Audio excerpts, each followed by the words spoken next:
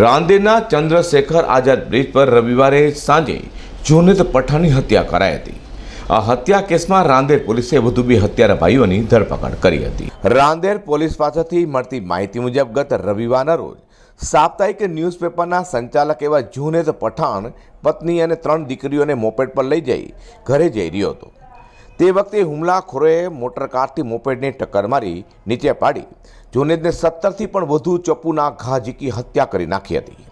હત્યા પાછળનું કારણ મૃતક જુનેદ પઠાણના શાળાઓનો હત્યારાઓ સાથે 1 મહિના પહેલાં પાર્કિંગ બાબતે ખૂની ખેલ ખેલાયો હતો, જેમાં જુનેદ પઠાણના શાળા સહિત 3 આરોપીઓ તેની સામે હત્યાની કોશિશનો ગુનો પણ નોંધાયો હતો। આ કેસમાં જુનેદ પઠાણ શાળાઓની જેલમાંથી છોડાવવામાં મદદ કરતો હતો, આથી જુનેદનો કાંટો કાઢી નાખવા હત્યા કરાઈ હતી। રાંદેર પોલીસે હત્યાર અઝહરુદ્દીન ઉર્ફે અઝહર આબેદીન સૈયદ, તેના ભાઈ નિઝામુદ્દીન ઉર્ફે લાલ આબેદીન સૈયદની ધરપકડ કરી છે। અગાઉ તેઓના ભાઈ ઇરફાન આબેદીન સૈયદની ધરપકડ કરાઈ હતી, તો હજુ 2 હત્યારાઓ નાસ્તા ફરે છે। પોલીસે કાર પણ કબજે કરી હતી। અઝહર કુરેશી સાથે પ્રકાશવાળા।